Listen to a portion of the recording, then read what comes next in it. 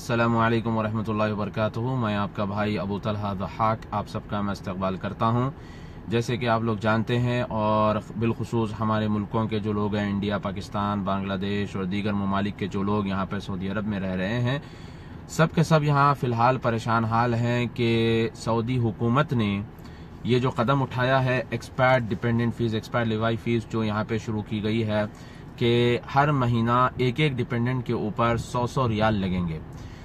2017 से लेके 2018 तक 100 रियाल लगेंगे। 2018 और 2019 तक 200 रियाल। 2019 से 2017 में 100 होंगे, 18 में 200, 19 में 300 और 2020 में 400 होंगे और उसके बाद 400 एक एक डिपेंडेंट के ऊपर हर महीना लगेंगे। मसलन किसी के घर में 4 बच्चे हैं और एक वाइफ है तो 1600 और फिर वाइफ के 400, 2000 रियाल महीना सिर्फ जो है डिपेंडेंट फीस लगेगी और फिर साल के होंगे 24,000 रियाल।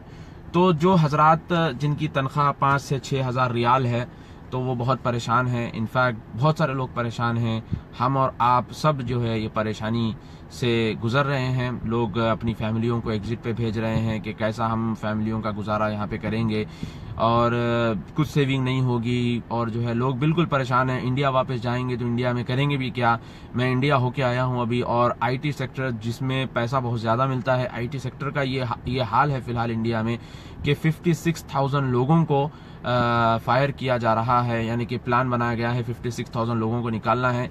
कई ऐसे IT में लोग हैं इंडिया में जिन्होंने 1-1, 2-2 करोड़ के ऊपर जो है ना इन्होंने बैंक से लोन लिया है, फ्लैट्स इन्होंने खरीदे हैं, मगर जैसे पता चला कि उनकी नौकरी चली गई तो सुसाइड्स तक लोग कर रहे हैं। बिल्कुल हालात ख़राब है, सऊदी अरब के नहीं बल्कि मुख्तलिफ जगहों पे लोग बिल्कुल परेशान हाल हैं। अब रही बात सऊदी अरब की, जो एक्सपायर्ड डिपेंडेंट फीस यहाँ पे शुरू की गई है, इसके बारे में आज मैं सऊदी गज़ेट में भी एक आर्टिकल पढ़ रहा था। अब्दुल्ला दहलान नाम का कोई कॉलमिस्ट है, सऊदी कॉलमिस्ट, इसने लिखा कि ये जो डिपेंडेंट फीस है इसकी वजह से होगा यूं कि लोग अपनी फैमिलियों को भेज देंगे, लोग अपनी फैमिलियों को इंडिया, पाकिस्तान, जहां भी अपने होम कंट्री में भेज देंगे। जो उनकी ज़रूरत के मुताबिक पैसा होगा वो यहाँ पे रखेंगे और रेमिटेंस का जो पैसा है ये 80% बढ़ जाएगा। यानी कि जो पैसा यहाँ पे खर्चा होता था वो यहाँ पे खर्चा नहीं होगा बल्कि अपने मुल्कों में लोग भेजेंगे और वहीं पे खर्चा होगा, जिसकी वजह से इकोनॉमी पे यहाँ पे इफेक्ट हो सकता है। इस तरीके से उसने अपनी ओपिनियन दिया है और सऊदी गज़ेट में ये आर्टिकल आया है। इसी तरीके से उसने ये बात भी कही है कि इससे जब लोग अपने फैमिलियों को भेजेंगे और फिर खर्चा जो है ना यहाँ पे नहीं करेंगे, अपने मुल्कों में करेंगे और इसी तरीके से कई जगहों पर लोग अपनी नौकरियां छोड़ के चले जाएंगे और उनका रिप्लेसमेंट भी लाना जो है लोगों के लिए काफ़ी मुश्किल हो जाएगा। तो इसकी वजह से यहाँ की इकोनॉमी पे और सेल्स में, गुड्स और सर्विसेज में और इसी तरीके से जो हेल्थ सेक्टर है, एजुकेशन सेक्टर है और इसी तरीके से मुख्तलिफ सेक्टर्स में जो है ना काफ़ी असर होगा, क्योंकि फैमिलियाँ यहाँ पे नहीं रहेंगी तो लोग खर्चा भी यहाँ पर नहीं करेंगे। तो इसका काफ़ी मसला होगा। ये उसने अपना ओपिनियन रखा है और हर एक आदमी को अपना ओपिनियन रखने का हक है। कोई अपना ओपिनियन किसी और के ऊपर इम्पोज नहीं कर सकता। अब रही बात ये कि यहाँ पर आपको अगर रहना है तो आपको या तो डिपेंडेंट फीस देना है या फिर आपको छोड़ के जाना है या फिर अपनी फैमिली को एग्जिट पे भेजना है। बस 2 ही रास्ते यहाँ पे बचे हुए हैं।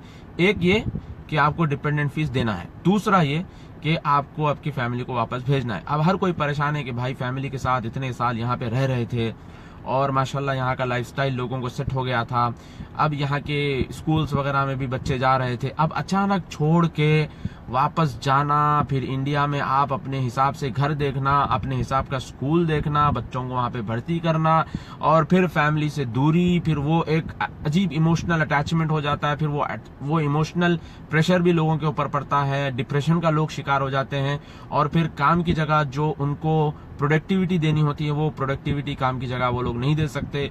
तो मुख्तलिफ वजूहात होते हैं मेरे भाइयों, लोग बिल्कुल परेशान है। अल्लाह से हम दुआ करते हैं कि अल्लाह हमारी परेशानी दूर करे, क्योंकि हमारे असलाफ ने यह कहा कि जब हालात बदलते हैं और मार्केट में जब चीज़ों के दाम बढ़ जाते हैं, इन्फ्लेशन जब होता है और इस तरीके से हालात जब पेश आते हैं तो हमारे असलाफ ने यह कहा कि यह हमारी गुनाह और हमारी मासियत की तरफ से होता है, तो हमको ज़्यादा से ज़्यादा तौबा और इस्तिग़फ़ार करना चाहिए।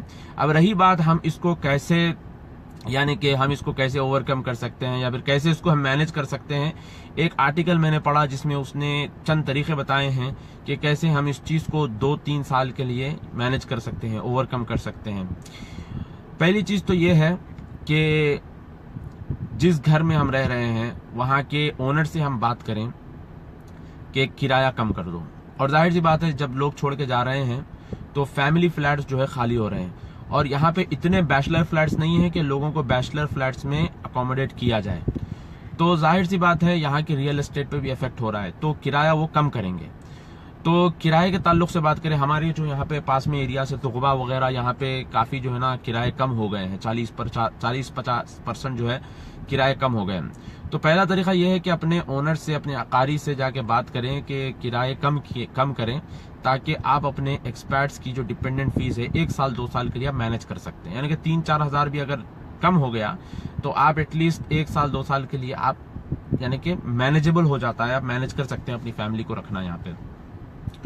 दूसरा यह है कि अगर आप पॉश इलाकों में रह रहे हैं, अक्सर यहाँ पे जो पाकिस्तानी हजरात हैं वो माशाल्लाह अच्छे इलाकों में रहते हैं और अच्छा यहाँ पे माशाल्लाह खर्चा करते हैं, जो कि इंडियंस नहीं करते। इंडियंस जो है यहाँ पे कमाते हैं और फिर पूरा जो है इंडिया भेजते हैं, और यहाँ पे बिल्कुल जो है पस्ता हाल और गरीबों जैसा यहाँ पे रहते हैं। वो दूसरे यानी कि फिलिपिनो और पाकिस्तानी और इस तरीके से दूसरे जो लोग होते हैं वो ऐसा नहीं करते, वो शाहाना जिंदगी यहाँ पे गुजारते हैं।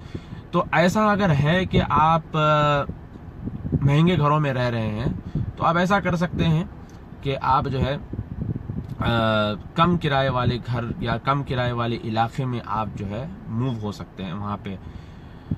तीसरा तरीका यह है कि अगर आपको बहुत ही मुश्किल हो रही है मैनेज करने के लिए, अब देखिए रोजगार ज़रूरी है, पैसे कमाना ज़रूरी है, सेविंग ज़रूरी है। तो अगर ऐसा मसला है तो उनको जो है आप फैमिली को 1-2 साल के लिए इंडिया या पाकिस्तान, बांग्लादेश, जहाँ भी है भेज दीजिए। उसके बाद इंशाल्लाह अल्लाह रास्ते बनाएगा तो फिर वापस ला सकते हैं। पहले भी जो है ये रूल आया था कि जो ट्रैफिक फाइन पड़ता है, फाइन अगर आप नहीं भरेंगे तो आपके फाइन के ऊपर वो बढ़ता जाएगा। 100 रियाल अगर आपको फाइन पड़ा, आपने टाइम पे नहीं भरा, तो वो बढ़ता जाता है, बढ़ता जाता है, बढ़ता जाता है, बढ़ता जाता है, बहुत ज्यादा बढ़ जाता है। तो उलमा ने उस चीज के बारे में कहा कि ये चीज सही नहीं है, तो सऊदी हुकूमत ने उस चीज को निकाल दिया। अल्लाह से दुआ करते हैं कि ऐसा कुछ हो जाए, ऐसा कुछ हो जाए कि इंशाल्लाह ये रूल जो है आगे चल के निकल जाए। ये जो टैक्स, जो एक्सपायर डिपेंडेंट फीस है, ये चली जाए। अब इसको टैक्स नहीं कह सकते, क्योंकि अगर टैक्स कहेंगे तो फिर बेनिफिट्स वाला मसला आ जाता है। तो अल्लाह करे कि ये आगे जो है चला जाए और अल्लाह करे कि हमारे मामले आसान हो जाए। तो बता रहा हूँ, ये चाह रहा था कि ये तरीके हम अपना सकते हैं। और एक तरीका ये भी है कि एक्स्ट्रा कमाने की भी हम सोचें। अगर 3-4 हज़ार रियाल हम ऐसे मैनेज कर सकते हैं। अब मसला यहाँ पे ये है कि आप फिजिकली कहीं जाकर काम नहीं कर सकते, कफील का मसला होता है, स्पॉन्सरशिप का मसला होता है और कफालत का मसला होता है। तो ये काफ़ी मसाइल होते हैं कि आप जाके एक कंपनी में काम करें फिर दूसरी कंपनी में आप काम नहीं कर सकते, ये बड़ा मसला है। तो एक्स्ट्रा कमाने की ऐसा सोचें, क्योंकि माशाल्लाह दौर बदल रहा है और लोग भी बदल रहे हैं। इंडिया में आप देखें कि लोग घरों में बैठ के पैसे कमा रहे हैं माशाल्लाह। एक साहब से मैं मुलाकात किया, वो बता रहे हैं कि कई जमाने से माशाल्लाह वो घर पे बैठ के पैसे कमा रहे हैं। घर पे बैठ के वो यूएस में, यूके में बच्चों को ट्यूशन पढ़ाते हैं और अपना खर्चा वो माशाल्लाह निकाल रहे हैं। 2-4 लोगों से मैं मुलाकात किया जो माशाल्लाह घरों में बैठ के वो पैसे कमा रहे हैं। तो ऐसा कुछ आप सोचें कि किस तरह हम अपने आप को ट्रेन कर सकते हैं और एक्स्ट्रा पैसे कैसे कमा सकते हैं इन चीज़ों को मुकम्मल करने के लिए, फुलफिल करने के लिए। इसी तरीके से मेरे भाइयों, जो इंडिया में आईटी कंपनियां होती हैं, मसलन अपनी इन्फोसिस है, एक्सेंचर वगैरह जो बड़ी बड़ी कंपनियां होती हैं, मैं इन्फोसिस में भी काम किया और अपने एसीपी लैब्स में भी काम किया। तो यहाँ पे मैंने एक चीज़ देखी है कि जो प्रोजेक्ट आता है, तो प्रोजेक्ट अगर पाइपलाइन में है तो प्रोजेक्ट के रिक्वायरमेंट के हिसाब से इंजीनियर्स को और जो एम्प्लॉयज होते हैं उनको उस टेक्नोलॉजी पे ट्रेन कर दिया जाता है।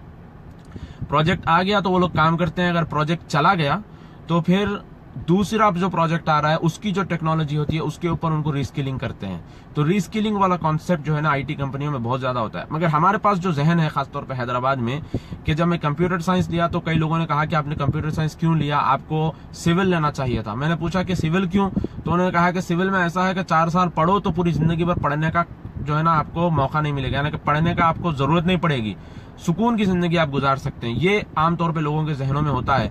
तो हमको ये चाहिए कि हम जो है अपने आप को अपडेट करते रहें।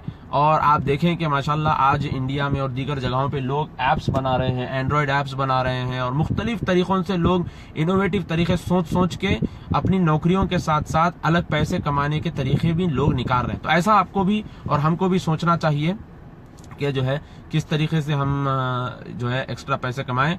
और एक भाई ने, अब्दुल क़य्यूम हमीद शंगल साहब ने कमेंट किया है कि गवर्नमेंट सेक्टर वालों के ऊपर ये एक्सपायर डिपेंडेंट फीस नहीं। बिल्कुल सही बात है। गवर्नमेंट सेक्टर में जो लोग काम कर रहे हैं, सऊदी इलेक्ट्रिसिटी के जो परमानेंट एम्प्लॉइज है, इस तरीके से जितने गवर्नमेंट सेक्टर्स के जो परमानेंट एम्प्लॉइज है, कॉन्ट्रैक्टर्स नहीं, परमानेंट एम्प्लॉइज जो हैं, उनके ऊपर ये जो एक्सपायर डिपेंडेंट फीस है ये एग्जेम्प्टेड है। तो ये 4-6 तरीके हैं जिसको हम 1-2 साल के लिए अपनी फैमिली को साथ रख सकते हैं और अपनी फैमिली को हम यहाँ पे मैनेज कर सकते हैं इंशाल्लाह। हो सकता है कि इन 2 सालों में अल्लाह ताला उनके यानी कि जहन में ये बात डाल दे और जो है ना वो मार्केट को स्टडी कर लें और देख लें मार्केट में कि जो है ना हम जो सोच रहे थे वो बात नहीं है, बल्कि इसका काफी नेगेटिव इम्पैक्ट पड़ रहा है। तो हो सकता है कि ये जो है ना वो निकाल दें, हो सकता है कि इस चीज को वो जो है ना निकाल दें, क्योंकि लोग अब जो देखने में आ रहा है कि बिल्कुल लोग पैनिक मोड में हैं, बिल्कुल लोग परेशान हैं, भाग रहे हैं यहाँ से वहाँ, फैमिली को भेजाने के चक्कर में हैं। अभी तो 100 रियाल है, फिलहाल तो 100 रियाल है, अगले साल 200 होगा, उसके बाद 300, तो 200 तक तो लोग मैनेज कर सकते हैं, 1-2 साल तक तो मैनेज कर सकते हैं। हो सकता है इंशाल्लाह, अल्लाह से दुआ करते हैं कि ये चीज निकल जाए। और जैसे मैंने आपको बात कही है कि अपने आप के ऊपर भी तवज्जो करना है कि हम आमतौर पे ऑफिस से आने के बाद टीवी में मशगूल हो जाते हैं, दोस्तों के साथ गपशप करना, होटलिंग करना, चाय पीना, टीवी देखना, टाइम पास करना। तो हम अपना टाइम इस्तेमाल करते हुए एक्स्ट्रा पैसे कैसे कमाएं, अपने आप की रीस्किलिंग कैसे करें और किस तरीके से हम अपने आप को आगे बढ़ा सकते हैं, इस चीज़ के ऊपर भी थोड़ा सा आपको तवज्जो देना है। और मैंने यहाँ पे बंगालियों को देखा है, जो बांग्लादेश के बंगाली होते हैं, 1-2 बंगालियों से मैंने बात की, मैंने पूछा कि आपकी तनख्वाह कितनी है, तो उन्होंने बताया कि हमारी तनख्वाह जो है 1000 रियाल 1200 रियाल है और खाने में रहने में ये निकल जाती है। मैंने कहा 1000-1200 रियाल में आप कैसे मैनेज करते हैं? तो उन लोगों ने बताया कि सुबह हमारी जॉब शुरू होती है 6 बजे, 2 बजे खत्म होती है, तो 6 बजे से 2 बजे वो वहां पे काम करते हैं, 1000-1200 कमाते हैं, और 2 बजे के बाद से 4 बजे तक वो उसी कंपनी के एम्प्लॉइज की गाड़ियां साफ करते हैं और फिर एक गाड़ी के हिसाब से वो महीना 60-70 रियाल 80 रियाल लेते हैं। 4 बजे वो वहां से निकलते हैं, 9 बजे तक किसी मॉल के पास, किसी हॉस्पिटल के पास, किसी सुपरमार्केट के पास जाके ठहर जाते हैं। वहां पे एक छोटी गाड़ी धोने के 10 रियाल और बड़ी गाड़ी धोने के 15 रियाल 20। और सऊदियां तो माशाल्लाह जो है काफी दिलदार होते हैं, तो सऊदियां इनको 20 रियाल भी दे देते हैं, कभी 25 रियाल दे देते हैं। ऐसा करके ये रोज के 100 से 200 रियाल कमाते हैं, यानी कि महीना 5 से 6 हजार रियाल माशाल्लाह ये एक्स्ट्रा कमाते हैं। अब हमको गाड़ियां धोने की तो जरूरत नहीं है, माशाल्लाह अल्लाह ने दूसरे बहुत ज्यादा जराए रखे हैं और गाड़ियां धोना भी हलाल का काम है, कोई हराम नहीं है माशाल्लाह। मेहनत करना है, आगे बढ़ना है, तो हमको भी जो है ना ऐसा कुछ सोचना चाहिए, ऐसा कुछ करना चाहिए और अपने आप को, अपनी कौम को आगे बढ़ाना चाहिए। जब ये जो सऊदी हुक्काम हैं, इनके पास जो रिसोर्सेस हैं, तो ये लोग कोशिश कर रहे हैं कि अपने रिसोर्सेस को इस्तेमाल करते हुए एक्स्ट्रा पैसे कमाएं, तो हमको भी ये सोचना चाहिए कि हमारे पास जो रिसोर्सेस है इसको इस्तेमाल करते हुए जो है इंशाल्लाह एक्स्ट्रा पैसे कमाएं। और हम यही दुआ करेंगे आखिर में कि अल्लाह ताला हमारे आपके सबके मसाइल हल करे, अल्लाह ताला आपको आपकी फैमिलियों के साथ यहाँ रखे, खुशहाल रखे, आपको आपके बच्चों को खुशहाल रखे, आपकी बच्चियों को अल्लाह खुशहाल रखे, आपके लड़कों को अल्लाह खुशहाल रखे, सबको अल्लाह ताला खुशहाल रखे। हमारे जो ये जो माशी मसाइल हैं अल्लाह ताला इनको हल करे।